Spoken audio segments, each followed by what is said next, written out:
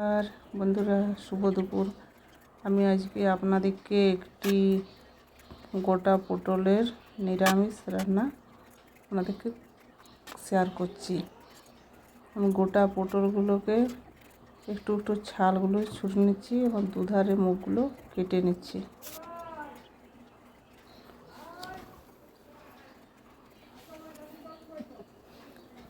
এরপর একটি পাত্রে জল নিয়ে সেগুলো ভালোভাবে ধুয়ে একটি পাত্রে রেখে দিচ্ছি। এর মধ্যে আমি লবণ মাখিয়ে নিচ্ছি।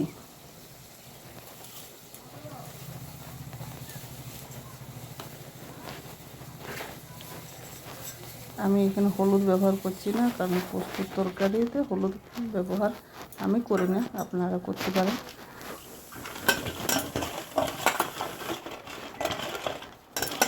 লবণ দিয়ে আমি ভালোভাবে পটলগুলোকে মেখে নিচ্ছি।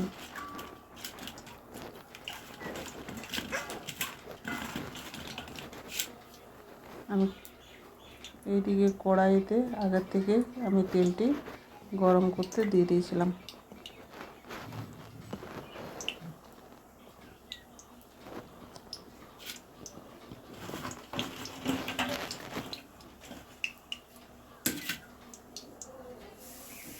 কড়াইয়ের মধ্যে পটলগুলি আমি ছেড়ে দিচ্ছি ভাজার জন্য। নেড়ে চেড়ে ভেজে নিতে হবে।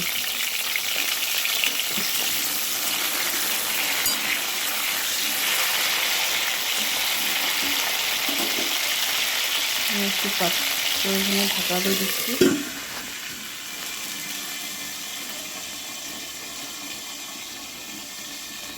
এবারে আমি কাঁচা লঙ্কাগুলি চিড়ে নিয়েছি ভালোভাবে। আমার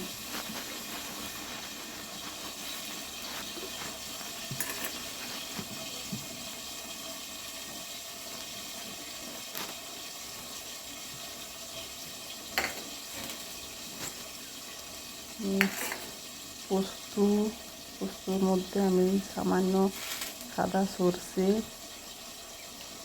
গোটা জিরে নিয়ে নিচ্ছি মশলাটি করার জন্য।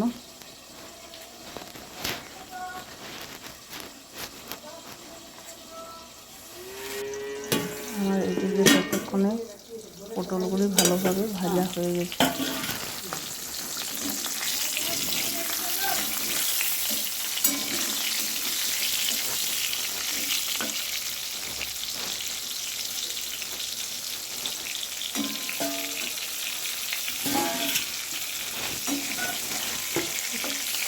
আমি পটল ভাজাগুলো একটু পাত্রে তুলে নিচ্ছি।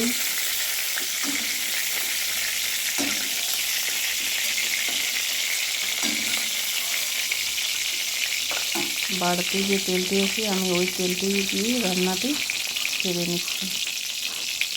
তেলের মধ্যে আমি সামান্য কালো জিরে, কাঁচা লঙ্কাগুলো যেগুলো কেটে রেখেছিলাম সেইগুলো তেলে দিয়ে দিচ্ছি।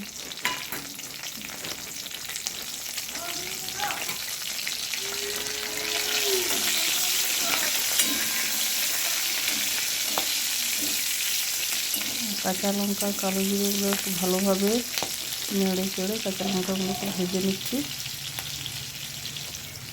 এর মধ্যে আমি দিয়ে দিচ্ছি পোস্ত, সর্ষে আর গোটা জিরে বাটা।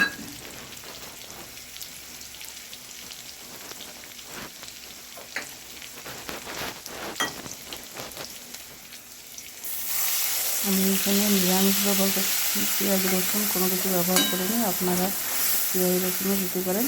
আমি এখানে নিরামিষ করছি।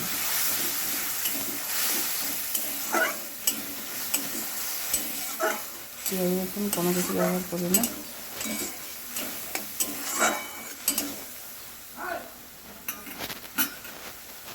মশলাটি ভালোভাবে ভাজা হয়ে গেছে।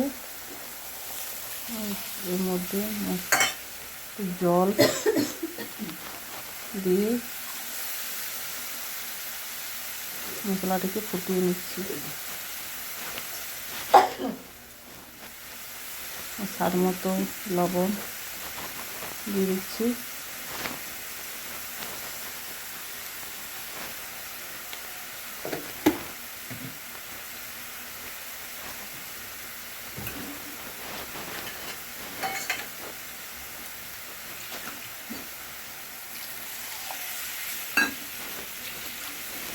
মধ্যে একটু বেশি জল দিয়ে পটলগুলোকে দিয়ে দেবো এর মধ্যে। কারণ পটলগুলো সিদ্ধ করার জন্য ভালোভাবে ভাজা হয়ে গেছে, তার মধ্যে মশলাটি পটলের মধ্যে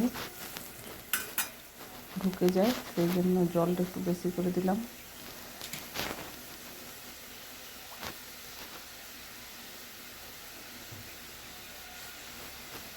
মশলাটার মধ্যে আমি পটলগুলো ভাজাগুলি আস্তে আস্তে ছড়িয়ে দিচ্ছি।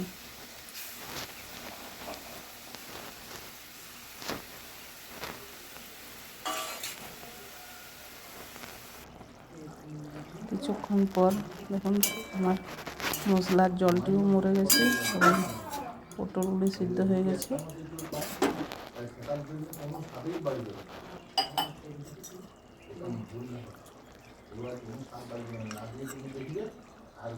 এর মধ্যে আমি 1 চামচ কাঁচা তেল দিয়ে দিচ্ছি। কাঁচা তেলটি প্রস্তুত তরকারি তো কাঁচা তেল আমি ব্যবহার করি, আপনারাও করতেও পারেন নাও পারেন। নমস্কার বন্ধুরা, ভালো থাকো, সুস্থ থাকো।